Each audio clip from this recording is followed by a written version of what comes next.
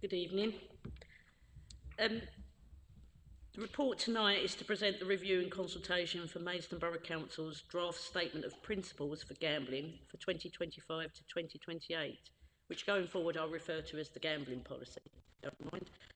The Act requires that all licensing authorities to prepare and publish a gambling policy every 3 years.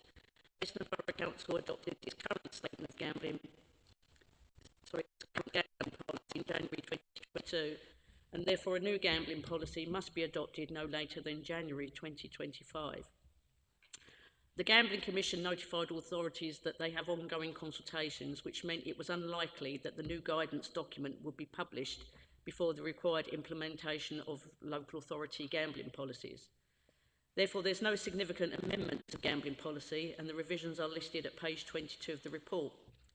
There is a statutory requirement that consultation must take place prior to a new gambling policy being adopted, and it is proposed that this will take place from the 16th of September to the 7th of November 2024. The method of consultation and the list of consultees can be found at pages 22 to 23.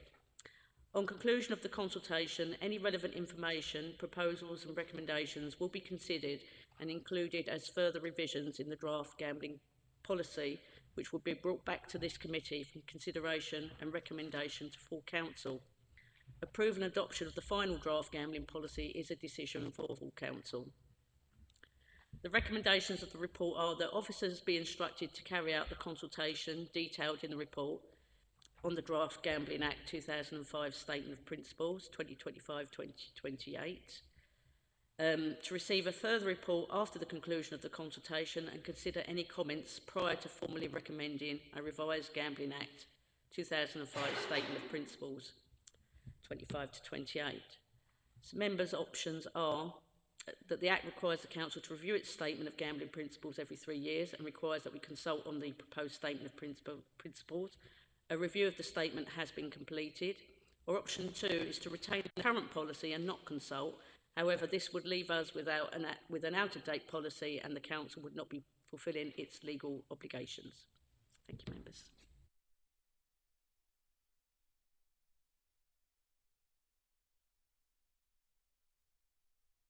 Thank you, Mr. Chairman. Just as a matter of interest, really, I assume there's no compunction for any one of these organisations to answer.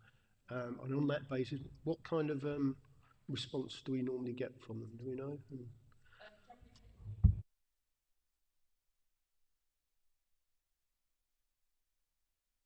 People like GamCare, so people who deal with gambling problems tend to respond. And if there's any issues in the area, people like maybe Citizens Advice Bureau, people like that. But generally, no, you don't get much response for it.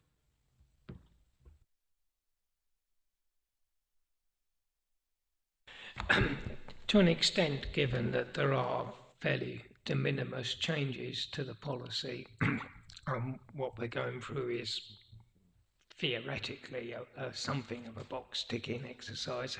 However, one doesn't know in advance of doing a consultation whether a consultation will throw up something of significance. It probably won't, but if we don't consult, we won't know. So from that, so there's that point of view. And secondly, whatever else we do need to, if we're going to be, shall we say, carrying out any activity in a regulatory way, we really need to adhere to the law ourselves, because expecting other people to adhere to legal requirements if we are in breach of our own legal duty is a bit sort of hypocritical and could lead us into serious problems.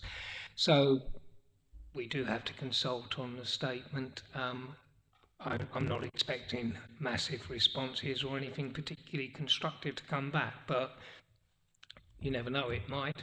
That's the purpose of having a consultation.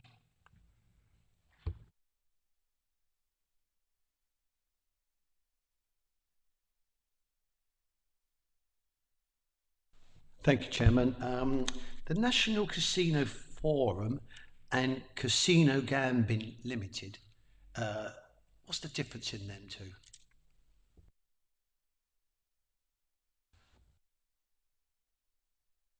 Okay, well, obviously one's national and one's limited, I suppose.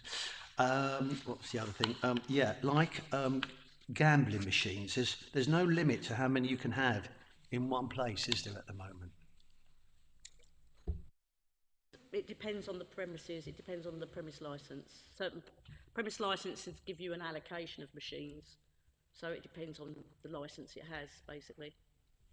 There's very few premises that have got unlimited machines. My thinking on that was obviously we was having a few gaming places coming into Maidstone. Is this the time to sort of like set a limit if we can, or they can't be that close together, or it's purely planning and we have no say at all? I don't think you could set a limit if you...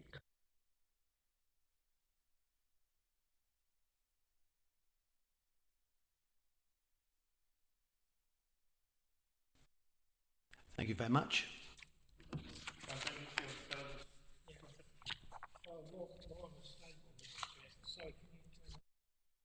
Nagi. Yeah, I mean, looking at the papers, there's no. What it says is that there isn't any evidence of a high concentration district of gambling establishments in Maidstone. Were that to become the case over the next few years, obviously we could look at it again, because then we'd have the evidential base to look at whether we should have an anti-saturation policy has been adopted in some other places. But at the moment, the evidence doesn't show that.